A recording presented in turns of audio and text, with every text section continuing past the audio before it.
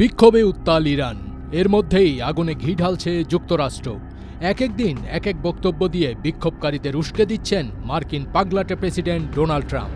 শুধু তাই নয়, ইরানের সামরিক হামলা চালানোর ইঙ্গিত দিয়েছেন ট্রাম্প, যা মোটেই ভালোভাবে গ্রহণ করেনি ইরানের পুরনো বন্ধু রাশিয়া। ইরানের বিরুদ্ধে যুক্তরাষ্ট্রের নতুন সামরিক হামলার হুমকিকে সম্পূর্ণভাবে অগ্রহণযোগ্য বলে নিন্দা জানিয়েছে রাশিয়া।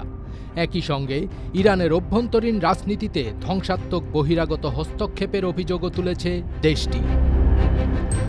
মঙ্গলবার ১৩ জানুয়ারি এক বিবৃতিতে রাশিয়ার পররাষ্ট্র মন্ত্রণালয় জানায়, ইরানে চলমান পরিস্থিতিকে অজুহাত হিসেবে ব্যবহার করে যারা আবারও দেশটির বিরুদ্ধে আগ্রাসনের পরিকল্পনা করছে, তাদের উচিত এর ভয়াবহ পরিণতি সম্পর্কে সচেতন থাকা।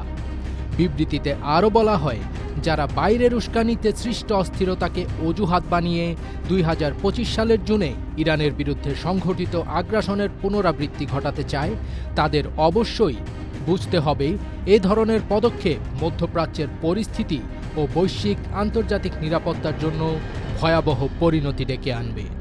এরই মধ্যে যুক্তরাষ্ট্রের প্রেসিডেন্ট ডোনাল্ড ট্রাম্প সামাজিক যোগাযোগ মাধ্যম ট্রুথ সোশ্যালে দেয়া এক পোস্টে ইরানি বিক্ষোভকারীদের আন্দোলন চালিয়ে যাওয়ার আহ্বান জানিয়েছেন।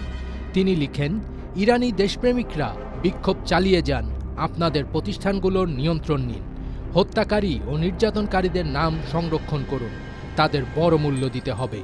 একই পোস্টে ট্রাম্প জানান, বিক্ষোভকারীদের হত্যাকাণ্ড বন্ধ না হওয়া পর্যন্ত তিনি ইরানি কর্মকর্তাদের সঙ্গে বৈঠক বাতিল করেছেন এবং তিনি আরও বলেছেন, সহায়তা আসছে।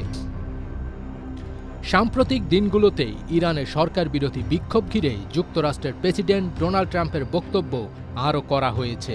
তিনি ইঙ্গিত দিয়েছেন, বিক্ষোভ মোকাবিলায় ইরানের ভূমিকার জেরে দেশটির বিরুদ্ধে খুব শক্তিশালী একাধিক সামরিক বিকল্প বিবেচনা করছে ওয়াশিংটন।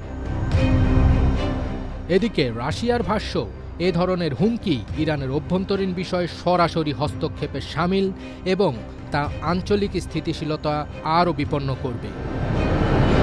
বলা চলে, বরাবরের মতো ইরানের পুরনো বন্ধু রাশিয়া আবারও ইরানের পাশে দাঁড়াল।